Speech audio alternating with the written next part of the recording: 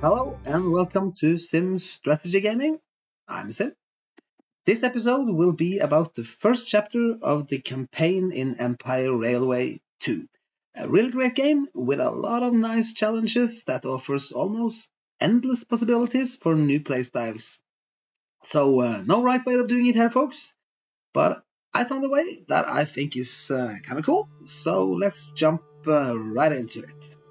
We play as the professor in chapter 1. One of my favorite characters, not that the other characters are bad or anything, but the professor's ability to buy locomotives for 60% of the price comes in really handy early in the game. And in these games, having a strong start can really make a huge difference as, wealth accumulates. We start with two concession zones, two big ones for free.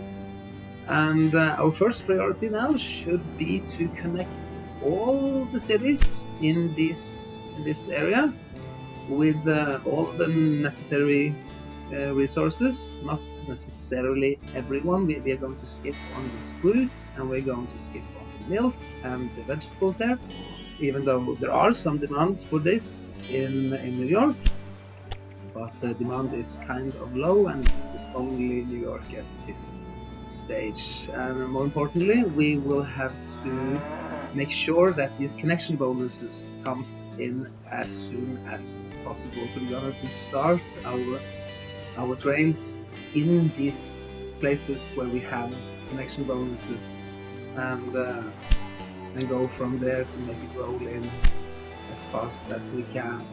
At this stage, I have not yet constructed any extensions on the railways. They are all just plain, no supply depots,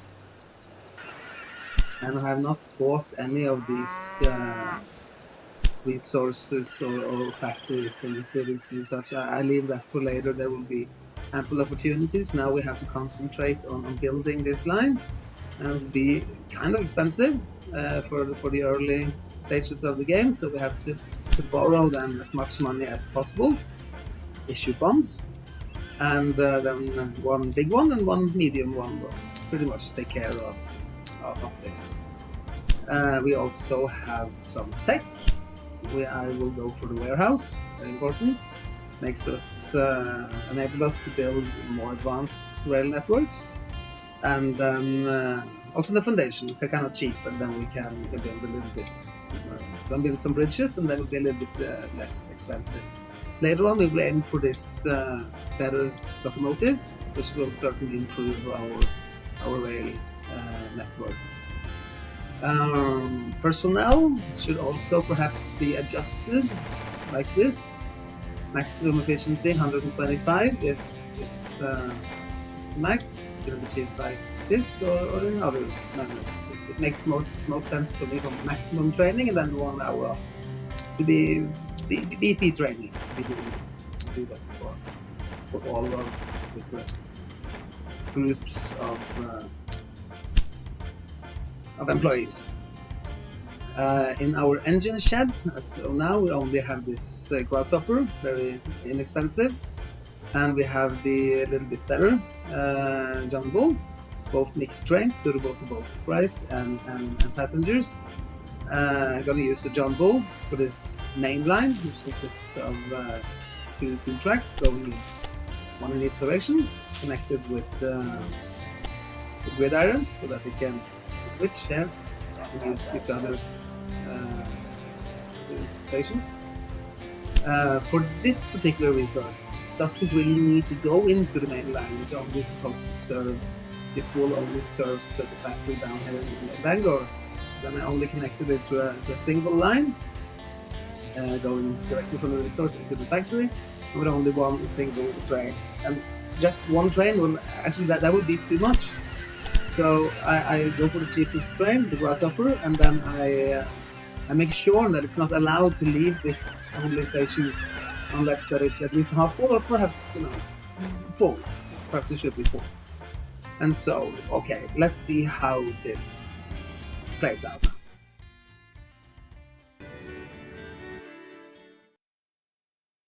And now we let the game run for 3 months, and we can see we have some money coming in.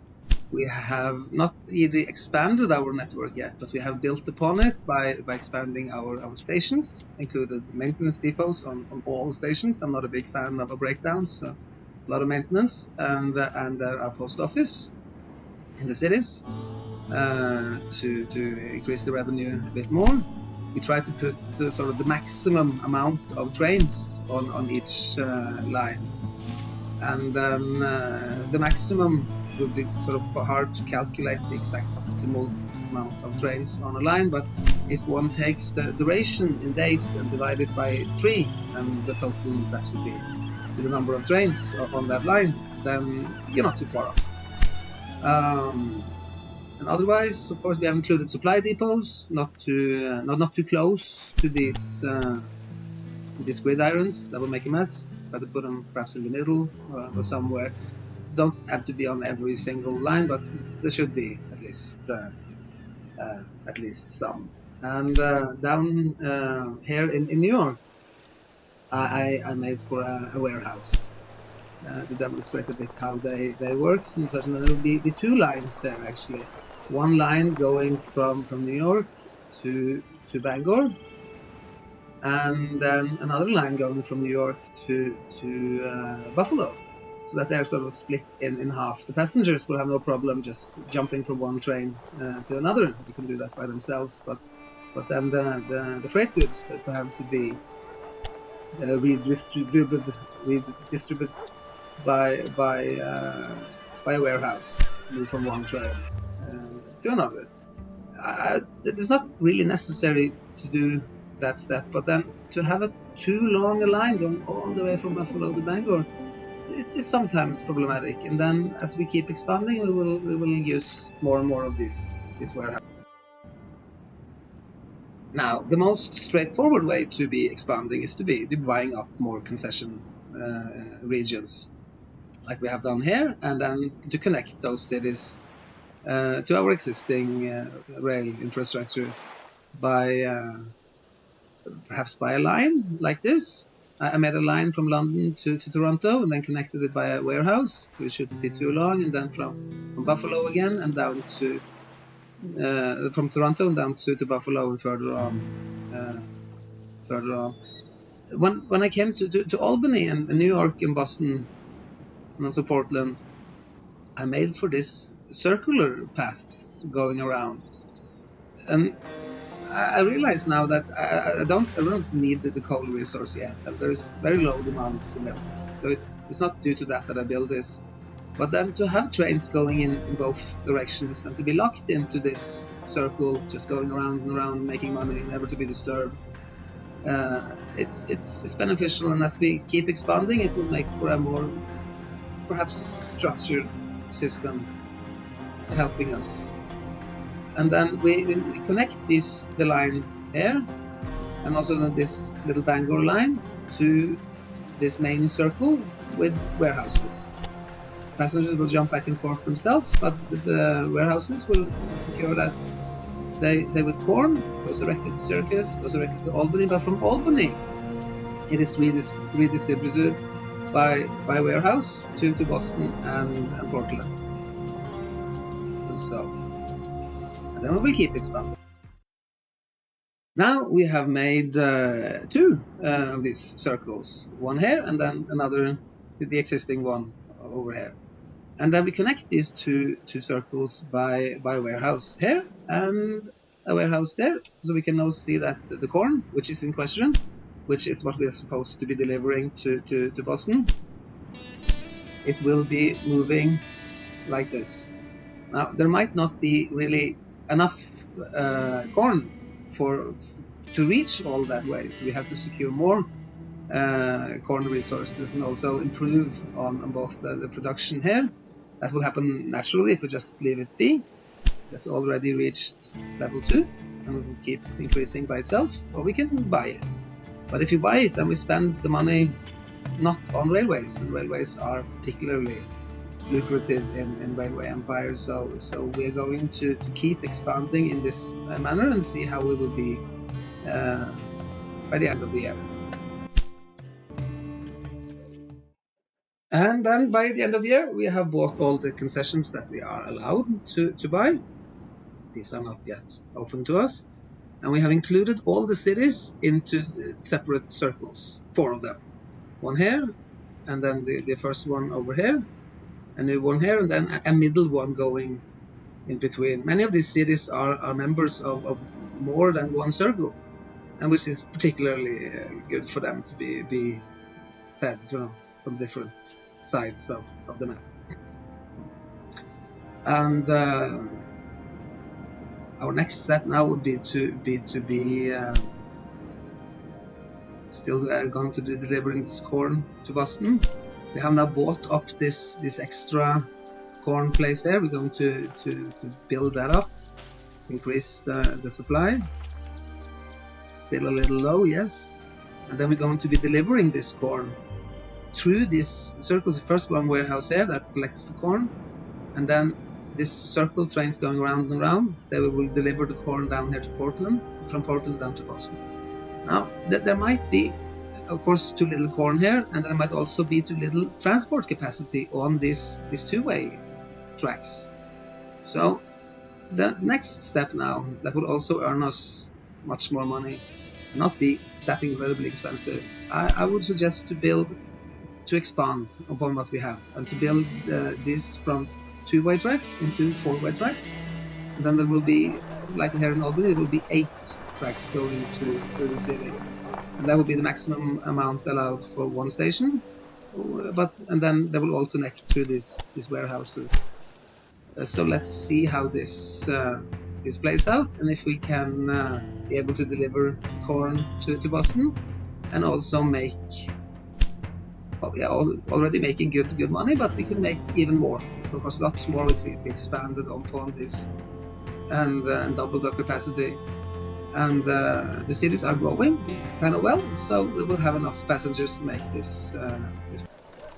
So then, half a year later, we have been able to afford to build all these circles, all these economic zones, into 4-lane tracks, and also expanded upon London a bit, built one to Buffalo that I was sort of longing for, and also started to expand into this region and build more, connect more resources, more advanced resources, as the cities grow and need more different resources to keep on growing.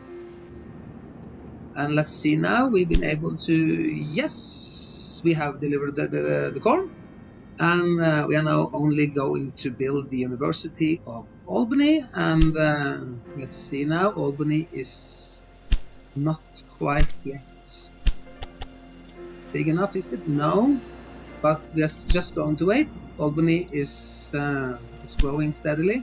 I think 80% fulfillment of demand, very nice. And so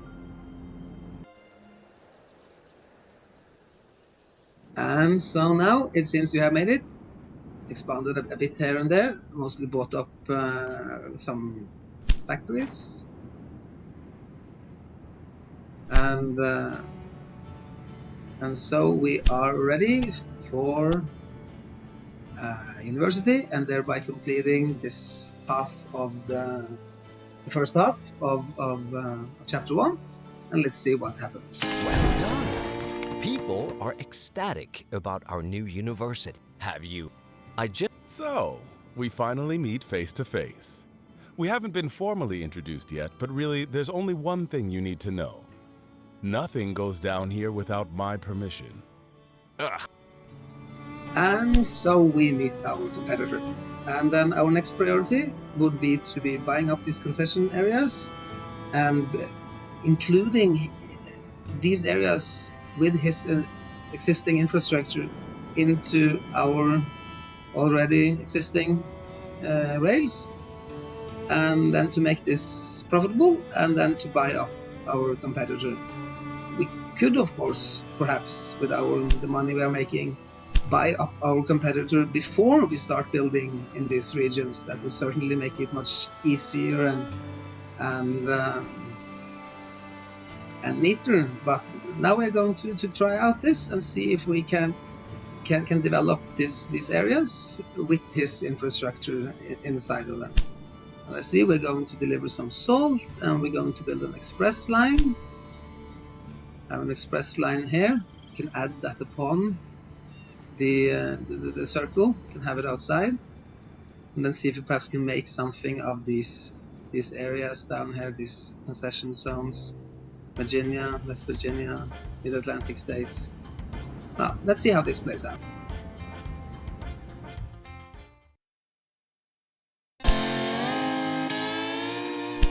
And though we made it, not too bad of a score. Only spent 2.7 years. We can see now that we are going to be completing all our tasks, also all the optional tasks. The Virginia region will be steadily growing now that we having not only built this express line that we were required to build down here. We built it all the way from Boston to Norfolk, but we're also able to build a circle here around Buffalo, down to Pittsburgh, up to Philadelphia, going around connecting these zones, connecting the passengers and the freight lines. Built an extra little express line in between. One can keep crisscrossing these circles, building more and more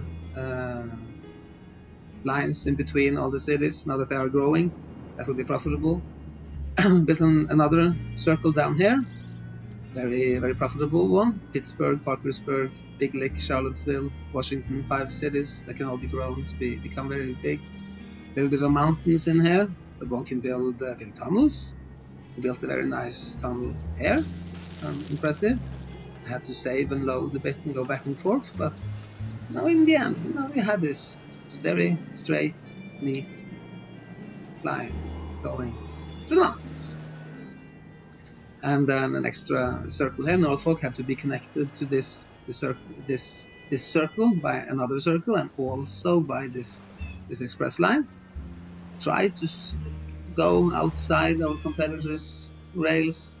As you can see, it's not really possible all the time, so we had to build this enormous bridge here and such, kind of expensive, but worth it. So we have to be careful about the incline with these earlier locomotives and such. We do not really have the attractive power to carry much goods if it's not very flat. And so I believe that more or less concludes it all. You can see that we have been making steadily more and more money. Our competitor bought up, owing more and more money steadily too, but that's not such a big problem. You can see that our company value has been exponentially growing all the way through the game, which is as it should. So then we have reached the end, and you will be welcome to like and subscribe and leave some comments and such. So then hope to see you next time, and goodbye.